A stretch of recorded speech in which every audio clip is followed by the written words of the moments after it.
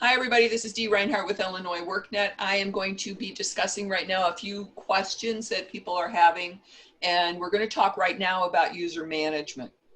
So from your partner page, so we're going to go to partner page, at least one person from your organization needs to have user management access, and I believe I have set that up for every single DHS youth agency.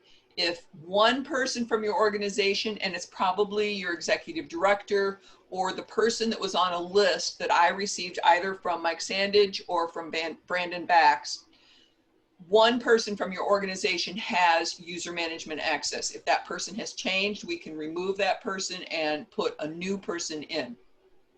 So the user management icon is right here in the top row where you would have logged in. You click on the user management, and then you can search. Now I'm in test, so this isn't going to be a true representation of who's in your organization. But if you want to search by your group, so I'm going to look for Austin People's Action Center, and this is test. This is not real. And if I click the search, it shows me who is added to this group for user management. So I've got Nicole Bax, Kimberly Heinisch, Dominique Jackson. If these people are no longer with your organization, you can remove them by clicking the X. If you need to add a person to your organization, you can click on the Add Partner to Group. Now, the reason I ask you when I'm adding people to the group, I ask you for the name of the person, the username, the birth date, phone number, email, and zip code, because I have to look the person up to add them to your account. If you have the person, if you happen to have the person sitting right there with you, it's super easy to add this information. So if I'm going to add in a brand new person, let's say I'm going to add in, my dad's name was Elwood, so I'm going to add him in there. And let's say his last name is Owens. And his birth date is, we'll just pick one of these dates. Phone number, I'm gonna make one up here. Email is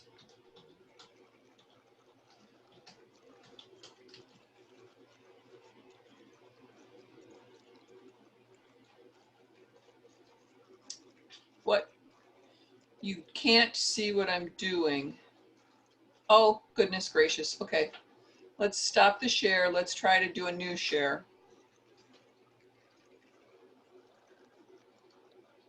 Let's share this screen. Share, okay.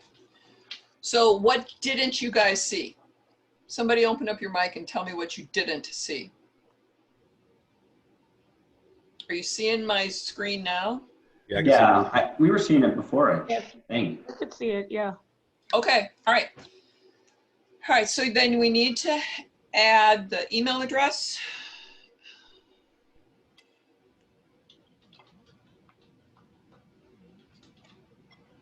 And a zip code.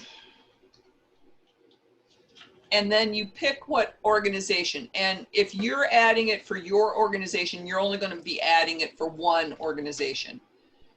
But since I got access to several different ones, I have to select. So then you search, and it will tell you, would you like to search non-active accounts? That means that they didn't find an account for Elwood Owens. So we search non-active accounts. And then we have no account has been found. Would you like to create one? So you say yes. Does this person need to have access to manage your organization's staff? This is staff only. It is not the youth participants, only the people that your organization pays full-time to work at your organization. So then you would say yes or no, depending upon what that is. You must have organization admin rights to be able to add somebody with organization admin rights. Otherwise, if that's the situation, so for example, I think I'm looking at some of the names here. Mary from Angel of God, I think, has organization admin rights, so she could name anybody else. But if one of her subordinates is trying to do this, then they wouldn't be able to. So I'm going to say, yes, this person can have rights, and I add the partner. Now, this is the piece that you need to make sure that you get. You need to get their username and password, and this is a temporary password. The first time the person logs in with this username and password, they will be asked to change that password to something that they want. And I don't know if you can notice the convention here, but it's last name and 6-digit date of birth. Once that person is added, then they should log out and log back in to Illinois WorkNet to be able to access the dashboards and the tools. Okay, any questions about user management? Let's see, Kate is saying, oh, let's start up a little bit higher. Okay, so Pure Public Schools, that's done. Kenny Riley from Carol Robertson is saying, I'm not seeing the user icon. How do I get access to that so I can add my new staff? When I stop recording, we'll go through and we'll check agencies. We'll just take that time. I've got 10 minutes. We'll check a couple of those agencies. Kate is saying, what should you do if you access this page and see someone on your team that you don't know? You can remove them. If you don't know them for your organization, you can remove them. I may have accidentally added them to your organization. So Kate, sorry about that. You know, I was going through like, what, 40 organizations. I may have just accidentally picked the wrong one. Okay, so then let me, I will check some of those organizations. Does anybody have questions right now about how to find your customers that are coming in on your dashboard? Give me a wave, a nod, or something into your cameras. Yes, no, maybe. Catrice, yes. Okay. So what we do now is we go to the dashboard, and we'll go over all of this on Thursday. We go to the dashboard, we click on the DHS Youth dashboard. The youth that are coming, that are completing the application, and you can't serve them until you've determined their eligibility. So under the Austin People's Action Center, that's what I'm logged in as, we want to look for the program DHS Youth because that's where the applications come. So right now I've got one application that has not been completed within 5 days. So if I click on that number, I'll see that it's Claudia Cruz. So she completed an application, but she didn't hit submit. We don't know how far along it is in the process, but if she completed that application within a couple of days, within the 5 days, and you know it's been 5 days because they came in and they talked to you, then that means that they just didn't hit submit at the end, or they didn't get to the end. What happens a lot of times, and you need to be aware of this, is on the application, when they go here to apply online, look at, oops, I didn't want to do that. I wanted to go here. What happens so very many times out of the process is they create their Illinois WorkNet account and they think they're done. So then they need to go to this page right here where they do the, yes, I want to participate in the program piece, and they need to log back in, and then they complete the rest of this. 20 minutes probably between the time that they fill this out and the time they get through all of this to the very end. So if they're coming back to you, like if you've got them in a computer lab working on this and they come back to you in 5 minutes, they're not done. They didn't finish the whole thing. So you want to make sure that they get all the way through all of this. And then at the very end, they need to submit, and they need to submit again. So it's they need to submit after they've reviewed everything. And then it'll say, congratulations, thank you for completing your intake form. And they have to hit the submit a second time. So it's like two-step verification on a lot of the social media platforms. It's a two-step verification on the application. Excuse me, Dee. Yes, sir. Can you put that link in the chat? The link, that link, okay, so everything you're wanting, Caleb, is all on that partner page. Okay. All right, so I got to here from this link right here that's on the partner page. And so then this is the public page. And if you look right up here in the upper right hand corner, it says apply online. They just go to that second page. And then the instructions are right here. Whoops, let me move this over. In fact, let me minimize that. The instructions are right here. And then there's a video right here about how to complete it. Got it. Thank you. All right. So that link is already in the chat. You just have to go back through the chat and take a look. Got it? We taught my grandson to do a thumbs up. Okay. Back to the dashboard.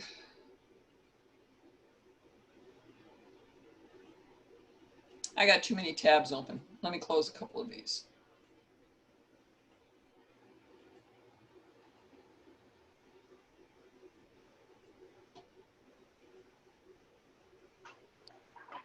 All right, so back to the dashboard. Once you have the application and they're all complete, so the application's completed and submitted, there's 29 of them. You click on that number and it will take you to the list of customers that have completed an application. And on here, you'll see a number of them that are submitted and closed. We've got submitted and open. So on some of these that are submitted and open, you may need to complete that eligibility, but that's where you would look for your customers, is in that list that is, let's go back, that says submitted. Then down here under the customer eligibility review, we've got initial program eligibility not verified. That's where those 29 people that haven't been verified would report. It would be in this yellow row. If it goes past 5 days, they show up in, this is supposed to be red, but it looks pink to me. So they would show up in this red row. And then once they're verified, they show up in the green row. Once they're verified, you have enrolled them or possibly have enrolled them.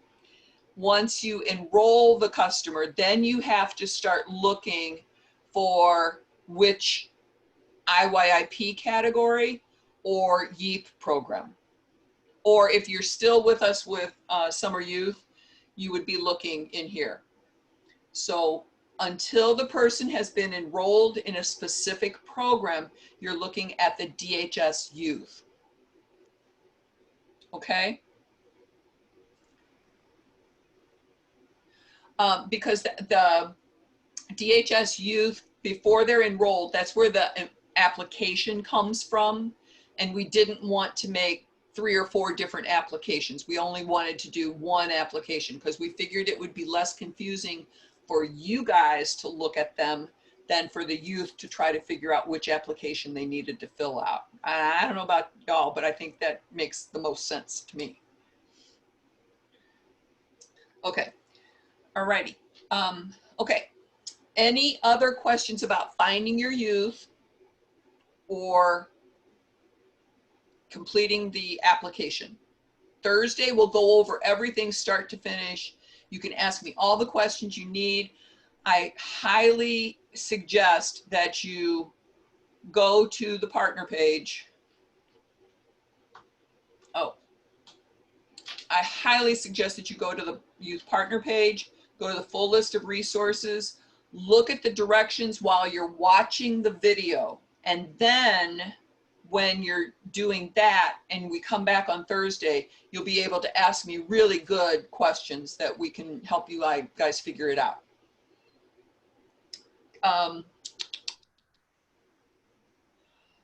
Brandon, there's a question. It says, does Category 1 Summer 2021 need to complete any forms for 2020?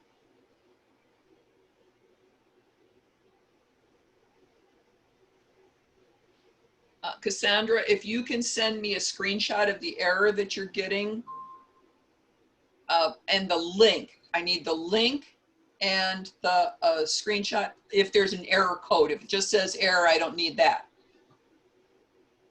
We have been doing some updates on the system though, so you may need to just log out, clear your cookies and cache, and then log back in. If you're still getting it after you do those 3 things, then send me the email. So Brandon? Was the question youth that are enrolling for Category 1 summer employment? It says, does Category 1 Summer 2021 need to complete any forms for 2020? Well, no, because I don't think they would be enrolling until 2021. Does that answer your question, LMW? Unless there was an exception. Yes, that answers my question. Okay, let me go back to the attendance real quick. I've got another call I've got to get on. So, Awesome People's Action Center, are you on the call? Boys and Girls Club Freeport, Brighton Park Neighborhood Council, Yes, we're here. Build Inc. We're here. Carol Robertson is here. I saw them ask a question. Community Center for Community Academic Success Partnership. Centers for New Horizon. We're here. Chicago Youth Programs. CAPS. Community Education Network. Corazon. What? Here for Corazon. Okay. So Community Academic Success said yes. All right. DHS, oh yes, you're here. Employee Connections. I'm not We're reading here. the chat right now. We're here. Okay. Here. Always Giving Back is here. Did I miss Albany Park? And I got Angel of God. Angel of God is here. I got Angel of God twice. I wonder why I've got Angel of God twice. I'm going to delete one of these. Because you love us. Oh yeah. D, this is Angel of God. Was there a change in the contract? Category 1 is still the summer. Brandon, you want to answer that one? Category 1 is still summer, yes. No, there was no change in the contract. Thank you. Thank you. Hi, Dee. This is Brooks with Community Education Network. We're here today, but we were also on the call on the 15th. I see there's no X for us for both dates. Okay. Thank you. Homework Hangout, are you on the line? Institute for Positive Living. Here.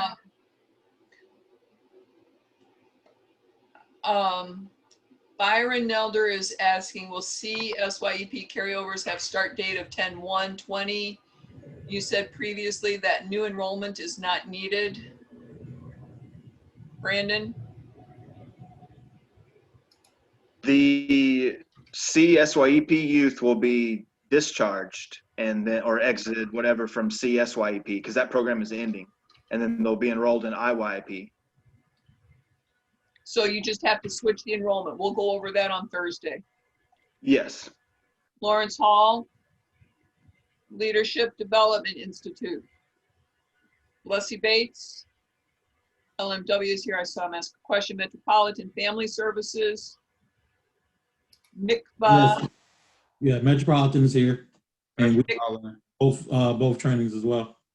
All right. Mikva. Northwest Side Housing Center. Here for Northwest Side Housing Center. Of Color, I saw a comment. Phalanx. Project Exploration. Project Oz. Project Vision. Project Vision here. Oh, we were also here on the 19th, on the 15th as well. Okay. Thank you. I'm taking y'all at your words. Proviso Leiden. We're here. Proviso Leiden. All right. Revolution Workshop. Here, and we're here on the 15th as well. Southwest Organizing Project. We're here. Universal Family Connections. Here. Universidad Popular. Here for Universidad Popular. Okay. And I messed that up, didn't I? West Side Health Authority.